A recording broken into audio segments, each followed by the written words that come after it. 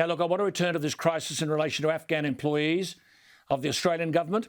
Last week, a group of Australia's most renowned former diplomats, journalists and academics distributed a media release arguing that the Morrison government may soon have the blood of Afghan employees on its hands. Now, we've been around this track before.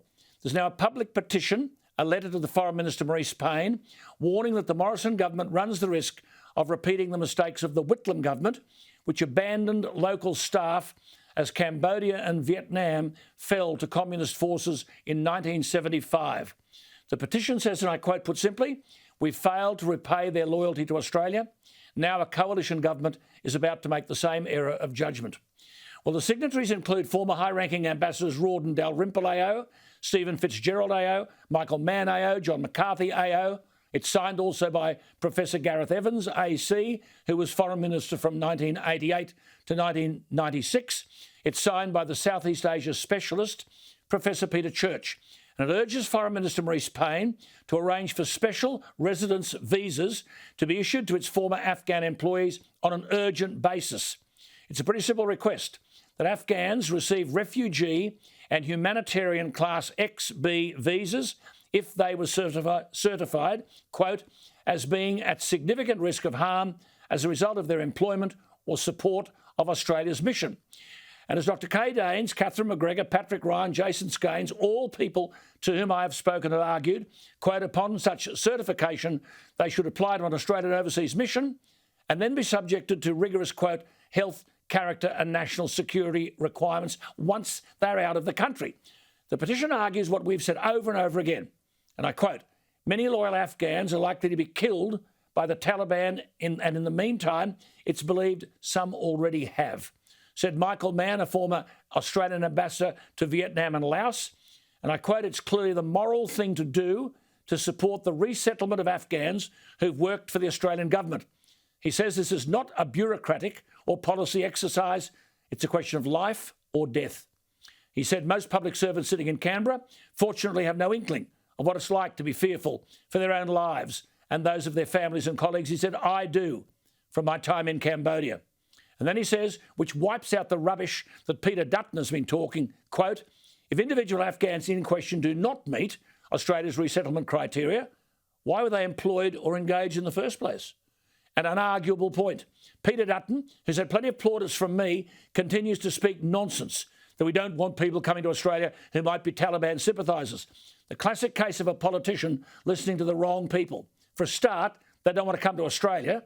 I note the American Democratic Senator Patrick Leahy said last week that if nothing is done, quote, Afghan interpreters could see a violent end. We're going to see pictures of them lined up against the wall and machine gunned.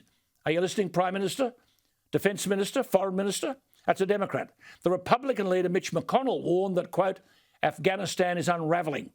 Well, Dr Kay Danes has forgotten more about this than anyone in Canberra would know. Typically, no one listens. Kay joins me again.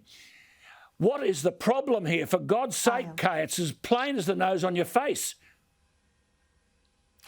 It certainly is, Alan, and I've just received word that the Americans are going to do an airlift of 70,000 MEPs and interpreters to third countries and then process the visas once they arrive. We're looking at 140 plus families and we can't even do that. I think Australia's really dragging their heels on this one and there's lives at stake. I mean, these people, we should tell our viewers, have all been extensively security vetted. They've had biometric testing by the Afghanistan Ministry of the Interior, by the Australian Security and Intelligence Agencies. What is Dutton and co on about when they start saying we don't want sort of Taliban sympathisers coming into Australia? What are they on about? Oh, look, the Taliban are not interested in coming to Australia. I think they've got their factions a bit confused there. That's the modus operandi of Al-Qaeda, not Taliban. But that aside, I think if Dutton's not careful, and I think he's a good guy, but I think if he's not careful, he might run the risk that Hillary Clinton once ran with the Benghazi bungle. You're right there. Listen, let me ask you this. You wrote last Saturday to Marise Payne and Peter Dutton. Last Saturday, you told them you're collecting the verifiable data from the Australian Embassy security guards. You told them and I've read the letter, that they worked continuously over the last decade until the embassy closed. You've told Payne, Maurice Payne and Dutton they have been extensively security vetted. You've told them the information has been shared with all relevant security and other agencies. You've told them that the respective Australian ambassadors signed and stamped their employment record certification, and you've collated all of that.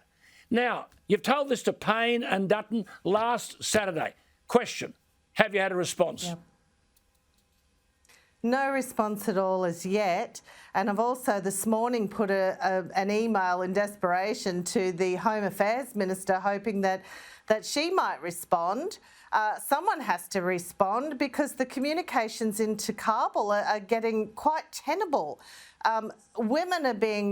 Journalists have been run out of their offices. Women have been told that they're going to be stoned if the central government collapses. I mean, the whole situation is going to hell in a handbasket, and we really need to do something quite quickly. Absolutely. Now, Prime Minister, there are the polls today, and you're wondering why. This lady asked Maurice Payne and Peter Dutton at 9:40 a.m. last Saturday to meet as a matter of urgency. Kay Danes has had no response. Shame on you, Maurice Payne, and shame on you, Peter Dutton. But we will keep at it, and you'll have to face the fire of the public. Kay, we'll keep in touch. Thank you for what you're doing. It's astonishing. It's a total and utter betrayal.